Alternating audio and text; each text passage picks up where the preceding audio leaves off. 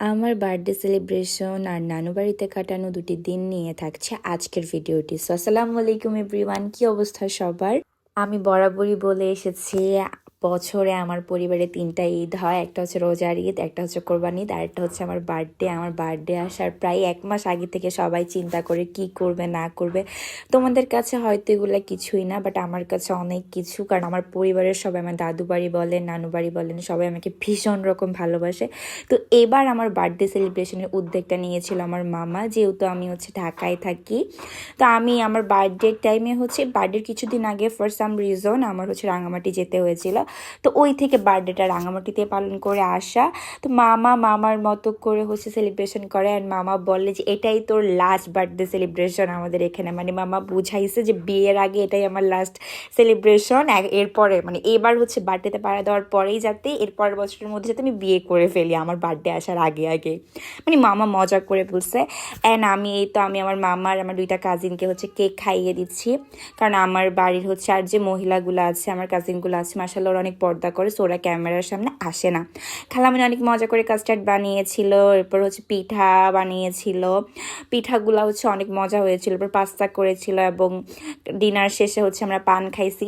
এই পান খাওয়াটা আমি শিখেছি আমার মেজো খালামণি থেকে। প্রত্যেক দিন নানু বাড়িতে গেলে কি হবে, আফটার ডিনার আমরা হচ্ছে বসে বসে পান আর একটার পর একটা চা খাবো, দেন এতে সবাই মিলে হচ্ছে আড্ডা দিচ্ছি।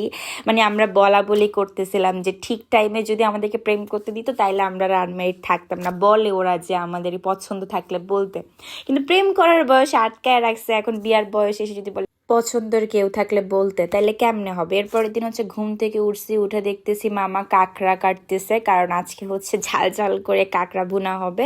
দেন আমি ফ্রেশ হয়ে এটা নাস্তা করলাম। আমার খালামণিদের হাতে পরোটা অনেক মজা। আমার আম্মু কিন্তু এত মজা করে পরোটা বানাতে পারে না, কিন্তু আমার মেজো খালামণি, ছোটো খালামণি, সেজো খালামণি তারা খুবই মজা করে পরোটা বানায়। ইভেন ঢাকা আসার আগে আমার খালামণিরা অনেকগুলা পরোটা বানায়, আমার জন্য দিয়ে দেয়, অ্যান্ড সব আমার আম্মু খেয়ে ফেলে। সবচেয়ে কষ্ট দেওয়া এটা আমি বললাম, আম্মু আমি না একটা পরোটা খাইছি, অনেকদিন পর আবার পরোটা খুঁজলে পাই না, কারণ আমার আম্মু খেয়ে ফেলে। দেন এই তো এটা ছিল এর পরের দিনের লাঞ্চ। প্রত্যেকটা খাবার এত মজা হয়েছে, মাশাল্লাহ মাশাল্লাহ। আমি হচ্ছে মজক ভুনা ছাড়া আর প্রত্যেকটা খাবার ট্রাই করেছি।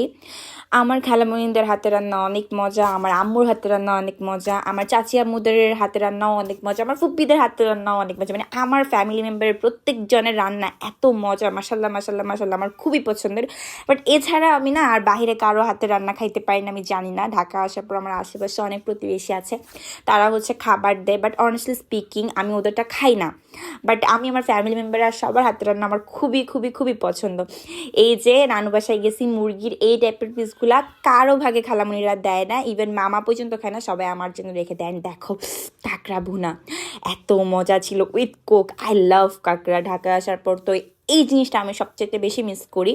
এখন দেখে আমার আবার জিভে জল আসতেছে, ভাই কি যে মজা। বাই দা ওয়ে, এরপর হচ্ছে এটা আমার কাজিন, ওর সাথে আমি হচ্ছে দুষ্টু পুষ্টু করছি, কারণ ও আমাকে অনেক দিন পর পর পায়। ও না, আমার ফ্যামিলি মেম্বার সবাই আমাকে অনেক দিন পর পর কাছে পায়, যেহেতু আমি বাসা থেকে অনেক অনেক অনেক দূরে থাকি।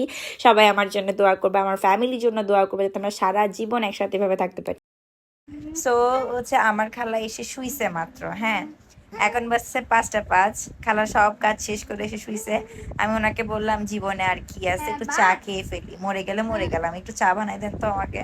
সো তোমরা দেখতেই পাচ্ছ যে কিভাবে আমি আমার ফ্যামিলি মেম্বারদেরকে জ্বালাই এবং ওরা সব সহ্য করে। আর এটা হচ্ছে বাটার চিকেন, মামা বানাইছে, অনেক মজা হয়েছে। বাই দা ওয়ে, আমার ফ্যামিলি মেম্বারের প্রত্যেক জনের মতো আমার মামাও কিন্তু অনেক ভালো কুক। মামা প্রত্যেকটা ইউনিক ইউনিক ডিশ বানায়, আমাদেরকে খাওয়া যায়, অনেক মজা হয়। মামাকে বলি মামা প্লিজ তুমি একটা রেস্টুরেন্ট দাও, কিন্তু মামা দেয় না। আর মামা এত মজার মজার জুস বানায়, সেরা সেরা। আমার মামা যদি এই জুসের বিজনেস করেন, আমার মামা কোটিপতি, কিন্তু আমার মামার মাথায় থাকে সব পোংডামি। আর অ্যাজ এ চিটাগনিয়ান, বেলা বিস্কুট উইথ চা তা তো থাকবেই। মানে ঢাকায় আসার পর এটা তেমন একটা খাওয়া হয় না, বাট বাড়িতে গেলে অনেক খাওয়া হয়। So tata.